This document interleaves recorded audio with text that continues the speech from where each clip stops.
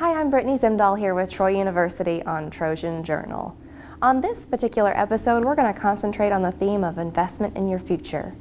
We'll get to walk around our building and explore the pieces of art that have been donated from our local artist, Mr. Mike Howard. We'll sit down with alum, Mr. Stacy Faison, who's with Troy Bank and Trust, and then also get to check out what Superintendent Dr. Brenda Coley is up to with Russell County School District. And then we'll take a walk down commencement, meet and greet with some of our graduating students, and explore their academic path to obtaining their degree. So thank you so much for joining us on this episode, and we hope you enjoy. Mike Howard, a native to Phenix City, Alabama, wanted to give back to his community. All of the art here in the building was donated to Troy University-Phenix City campus to help make this building not only an educational resource to the community, but also a gallery that tells a story for our community. You truly get to know Mike through his large style canvas and type of artistic attention to detail. His brushstrokes are firm and creative, leaving dripping edges and detailed lines to allow the viewer to absorb the moment depicted. On the fourth floor is a series of collaboration work with his wife, Mary. On the third floor are more pieces of local landmarks and my favorite, the fish paintings. On the second floor, you'll find many paintings of the Albert Patterson assassination. While this time period for our community is a difficult one, it really tells the tale of how far Phenix City has come from the days of mob rulings and gambling to now the economically viable place that it is today. If you have not come to visit our new Phenix City location here on the riverfront, please do come and visit with us. We're happy to tour you around the building. My name is Stacy Faison. I'm Regional President for Troy Bank and Trust. I received a BBA in Accounting and a Master's in Business Administration from Troy University. I would have to say two classes come to mind when I think about favorite classes. One was the corporate finance class. However, I was drawn to political science, and political science class was very interesting. Gave us a forum, open forum to debate among students and really learn about differences of opinions and respectfully argue those points in class in a controlled environment. I would advise them to really seek out a good academic advisor, stay in touch with their academic advisors, learn as much about all the programs offered through Troy University, all the majors and minors. I tend to see that students will change their major 2 to 3 times, so it's best to really find out exactly what's out there so you can learn more about each particular opportunity and see what fits your skill sets. Troy Bank and Trust was founded back in 1906. I believe it was September 6, 1906 in Troy, Alabama, by one of our former governors, Charles Henderson. He served as president until his death in 1937, but at his death he had formed a trust which held his shares of stock. The bank was privately held and he controlled 51% of the bank through his shares of stock, and he put those in trust to really start this Charles Henderson Child Health Care Center, and that's where the profits from that go every year to fund that Child Health Care Center. And it really serves the kids in Pike County and surrounding counties and provides them an opportunity to get services regardless of whether they have insurance or not. But that was one of the key things in Troy Bank and Trust history, is that trust. It protects us from being bought or sold by other institutions. As you're aware, in the banking industry lately, it's been a lot of regulatory issues, a lot of mergers, a lot of acquisitions. A lot of customers get a statement one month with one name on it and the next month another. With Troy Bank and Trust, you don't have to worry about that. We'll be around a long time. We just celebrated a 110-year anniversary this past September and planning for another 110 years. The bank, our tagline is the only bank you'll ever need. We offer complete mortgage services, investment services through Henderson Wealth Management, trust services as well. We're one of the largest independent banks in the state of Alabama. We have 10 locations throughout Southeast Alabama. My charge is to start the 11th location in Lee County. We'll be opening here hopefully early March to late April, and we look forward to expanding throughout East Alabama. One thing about the bank, particularly Troy Bank and Trust, is that we involve the bank in the community.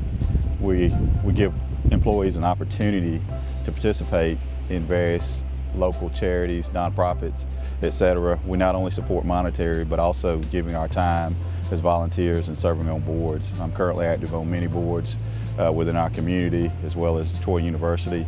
It affords us an opportunity to not only, as I said, give monetarily, but give our time and talents and really give back to the vital services that play a key role in the growth of our communities.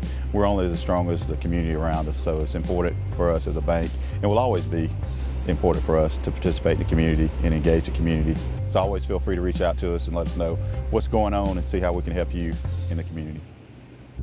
I'm Brenda Coley, native of Hurtsburg, Alabama.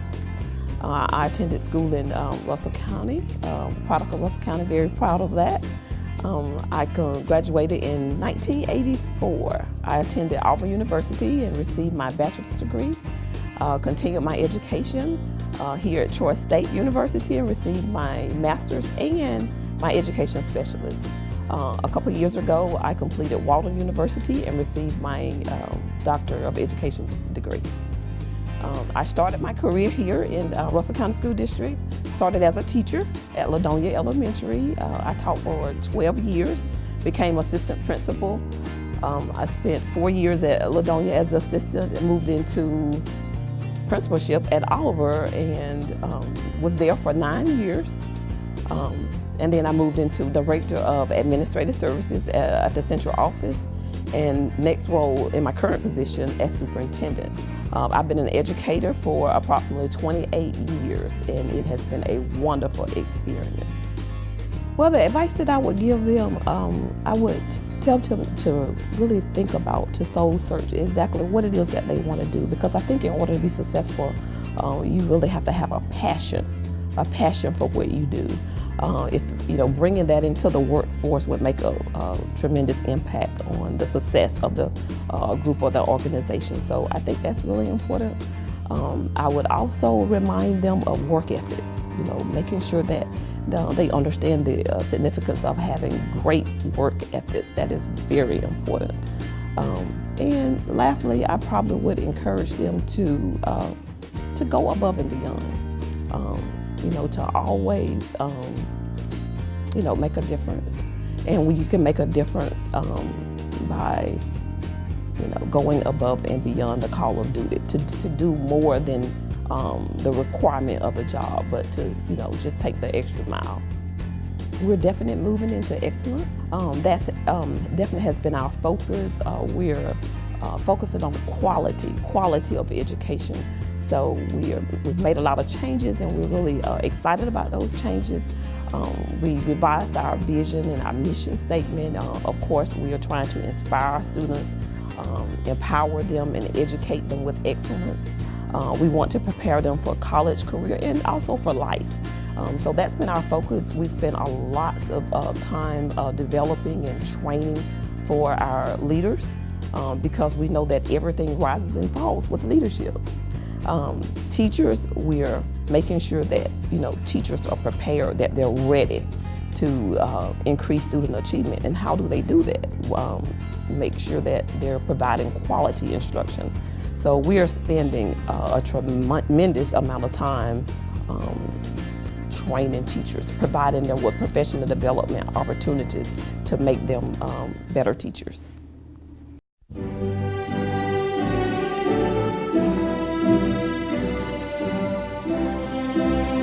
These are exciting times.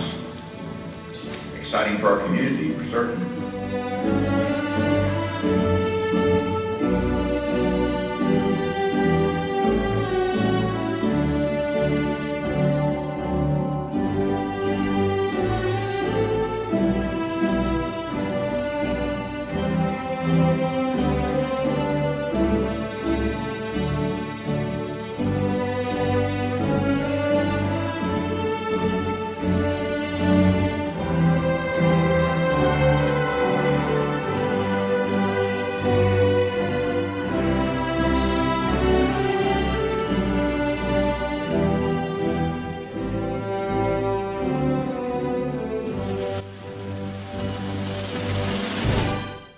My name is Raven Garrett. Today I'll be graduating with a master's in elementary education. One major hurdle would have to be still managing time. Just being a full-time worker, being a full-time student, having an internship, it came with different hurdles. So it took a really good support system from Troy University and my Russell County family, and we took it one day at a time and we made it. At Troy, we've been Dr. Wingate, Ms. Walters and Ms. Carter. They pulled me through. They were a phone call away, a text message away, email. They were always there, so they were a great support system. Well, I'm currently at Oliver Elementary. It's in Russell County. I have kindergarten through 3rd grade special education. And so with this degree I got in general ed, I'm able to have a background in just general core academics to help them. That's just for me. If I push myself to learn more about a subject that they are having trouble in, then I'm able to help them be more successful. So with this degree, it's just giving me more insight on how I could be better for them. Not even for myself, just for my kids, to give them a little extra push. Okay, I got a little bit more knowledge on how to help you. Let me help you. I'm gonna start the EDS program this summer, going into leadership. So with the EDS program, under leadership, I'll be able to do administration. My goal is to become a principal or either assistant principal.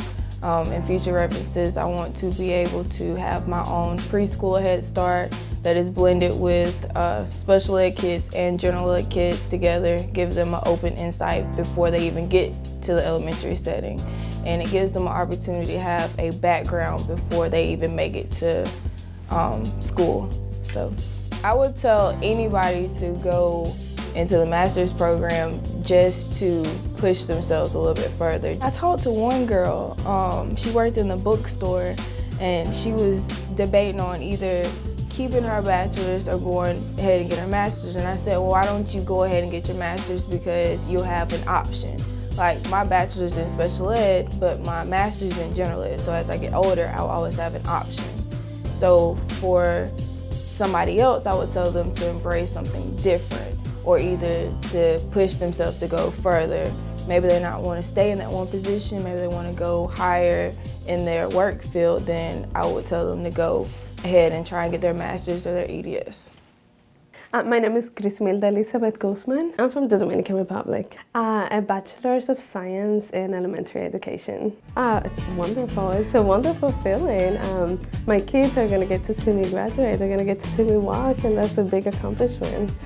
And it just feels good. It feels empowered. I guess that's the best word I can find right now. Yes. My kids, my husband, if it wasn't for my husband, he's a soldier, and if he wasn't there, supporting me every single day, throughout my internship or throughout the whole time, I wouldn't be here. My kids, they were very supportive every time I had to do homework.